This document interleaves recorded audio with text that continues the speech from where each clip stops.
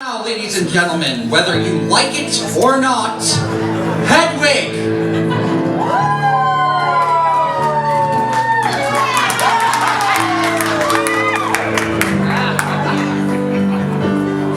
Hello.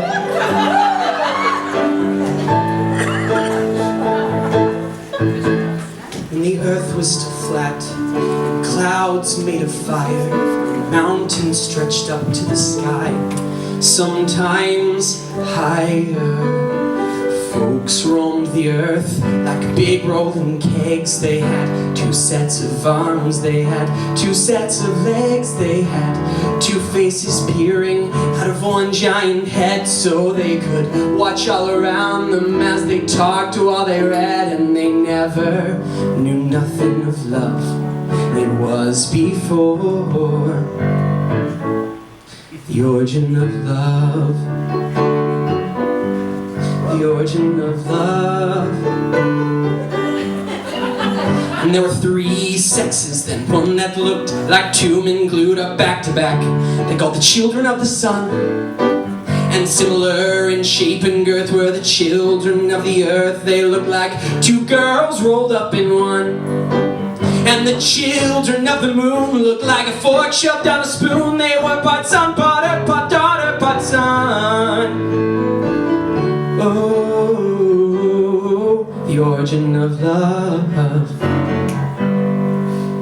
The gods grew quite scared of our strength and defiance. And Thor said, I'm gonna kill them all with my hammer. Like God killed the giants. But Zeus said, no, you better let me use my lightning like scissors, like I cut the legs off the whales, dinosaurs into lizards. And then he grabbed up some bolts. He let out a laugh, so I split them right down the middle, gonna cut them right up in half. And the storm clouds gathered above into great balls of fire. And then fire shot down from the sky in bolts like shining blades of a knife. And it ripped right through the flesh of the children of the sun and the moon and the earth.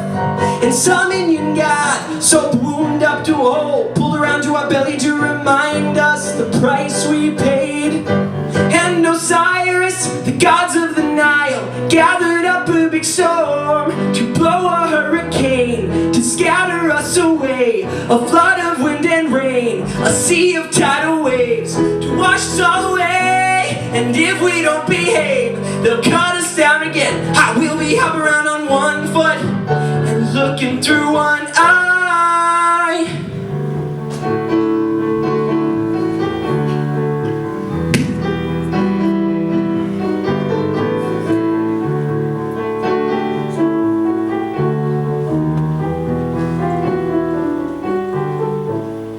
The last time I saw you, we just split in two. You were looking at me, I was looking at you. You had a way so familiar, I could not recognize, 'cause you had blood on your face, I had blood in my eyes. But I could swear by your expression that the pain down in your soul was the same as the one down in mine. Oh, that's the pain that cuts a straight line down through the heart. We called it love. We wrapped our arms around each other, trying to shove ourselves back together. We were making love, making love. It was a cold, dark evening, such a long time ago, and by the mighty hand of Joe. It was a sad story how we became lonely two-legged creatures. The story of the origin of love. That's the origin of love. Oh yeah, the origin of love. The origin of love. The origin of love.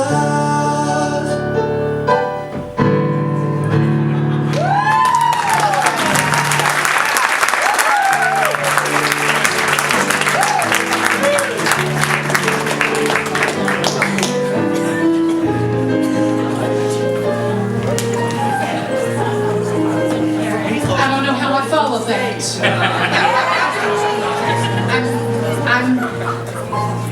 I don't know. How would you follow that? He was wonderful though, wasn't he?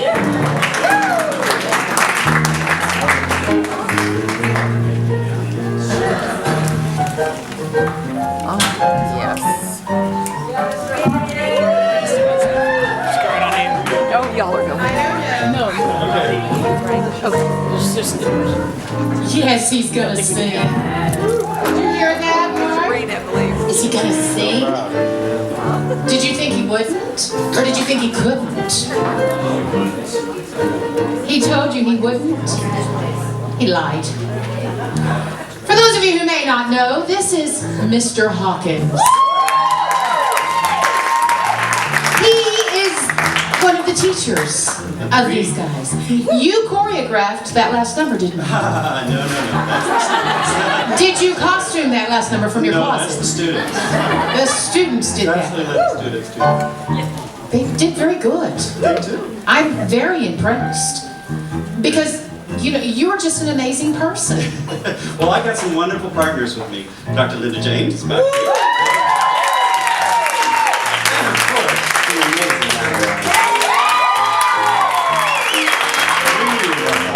Three of us. Three of you running this thing. We do. Maybe you should add me. Anytime. I don't know if the teacher in me's had to come out with them tonight. Get out there right now. Yeah, what? Shut the door. I am a teacher, so it's okay. It is. It just comes natural. So why don't we sing something for them so they see the real Mr. Hawkins. See if we can get this right, huh? At words poetic, I'm so pathetic. Yes. I always have found it best. Instead of getting off my chest, I let them rest unexpressed. Oh. I hate parading and serenading. I probably miss the bar. And if this ditty is not pretty, at least I will tell you how great you are. Oh, thank you. You're the top. Oh, Oh, you're the Coliseum. kind of big. You're the top. You're the Louvre Museum. You're a melody, a symphony by Strauss. You're a Bendel Donnet, a Shakespeare sonnet. You're Mickey Mouse. You're the Nile. You're the Tower of Pisa. You're the smile on the Mona Lisa. A worthless check, I'm a worthless crack, a flop. But baby, I'm the bottom, you're the top. Thanks, Mark. Your words poetic are not pathetic. On the other hand, boy, you shine. And I can feel after every line a thrill divine down my spine. Some critical meaning like Toscanini. I just felt like I needed to do that. Toscanini. Yes. There's a reason I'm in musical theater. Might think your song is bad, and I've got a notion I'd second that motion, but this is what I'm going to add. You're the top. You're a silver dollar. You're the top. I just must let this. You're an arrow collar. You're the nimble thread on the feet of Fred Astaire. You're an O'Neill drama. You're Whistler's mama. You're Camembert, whatever that is. You're the pearl.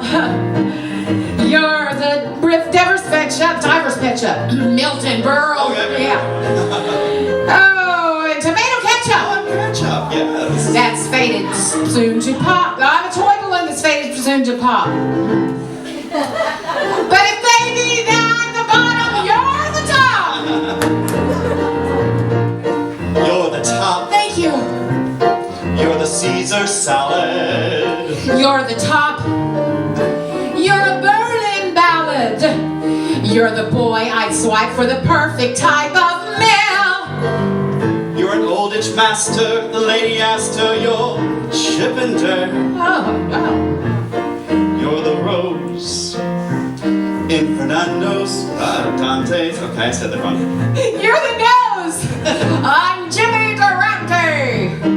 In just a way, as a French would say, the bop. But baby, I'm the bottom. But baby, I'm the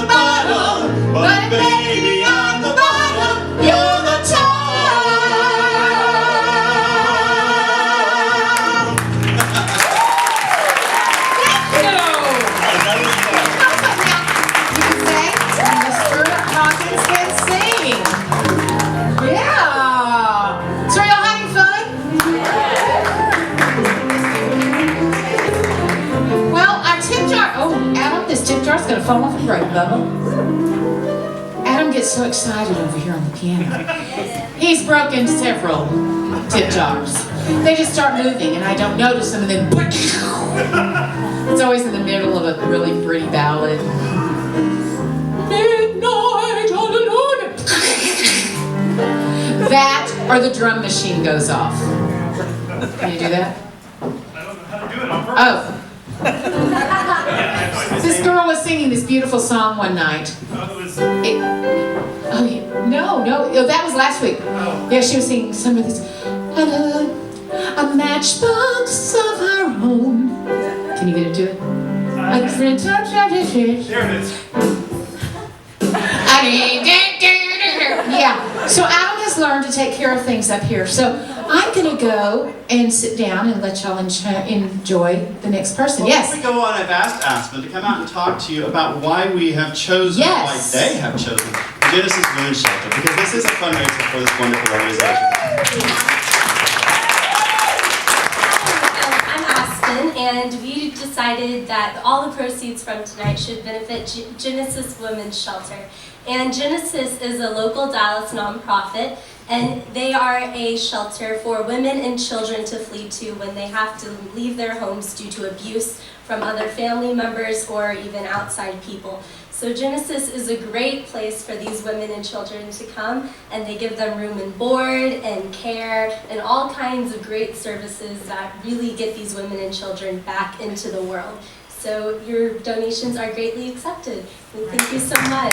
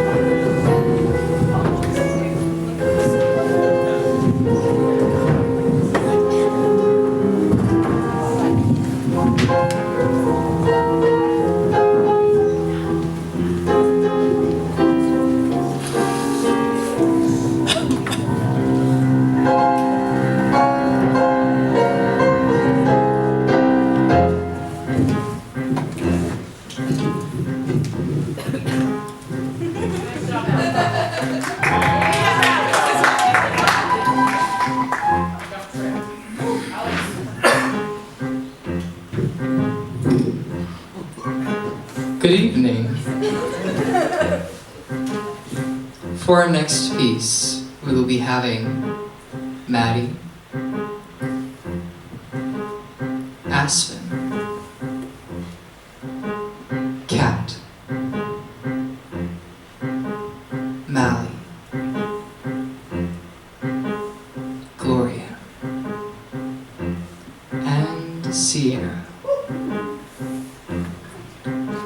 And now, ladies and gentlemen, the 6 married murderesses of the Cook County Jail in their rendition of the Cell Block Tango. 6. Squish. Cicero. Lip shakes. Pop. 6. Squish. Cicero. Lip shakes. Pop. 6. Squish. Cicero. Lip shakes. Pop. 6. Squish. Cicero. Lip shakes. He had it coming. He had it coming. He only had himself to blame. If you'd have been there, if you'd have seen it, I bet you would have done the same. Pop. 6. Squish. Cicero. Lip shakes. You know how people have these little habits that get you down? Like Bernie. Bernie liked to chew gum. No, not chew. Pop. So I come home this one day, really irritated, and I'm looking for a little sympathy. And there's Bernie, lying on the couch, drinking a beer and chewing. No, not chewing. Popping. So I said to him, I said, "You pop that gum one more time." And he did. So I took the shotgun off the wall and I fired 2 warning shots. into his head. He had it coming, he had it coming, he only had himself to blame. If you'd have been there, if you'd have heard it, I bet you would have done the same. I met Ezekiel Young in Salt Lake City about 2 years ago. He told me he was single, we hit it off right away. So we started living together. He'd go to work, he'd come home, I'd fix him a drink, we'd have dinner. Until one night I found out, single you told me? Single my ass. Not only was he married, oh no, he has 6 wives. One of those Mormons, you know. So that night when he came home from work, I fixed him his drink as usual. You know, some guys just can't hold their arsenic. He had it coming, he had it coming. But he drove the flowers in his crime, and then he used it, and he abused it. It was a murder, but not a crime. So I'm standing in the kitchen, carving up chicken for dinner, minding my own business. In storms my husband Wilbur in a jealous rage. "You've been screwing the milkman," he says. She was crazy, and he kept on screaming, "You've been screwing the milkman!" And he ran into my knife. He ran into my knife 10 times. You'd have been there if you'd have seen it. I bet you would have done the same. Mitt gärishake. Osmond jag går till lekam. Le folk du affär gemet. Nitudom. Miguel mondiaco sam. Oh, the antetin. Yeah, but did you do it? Not guilty.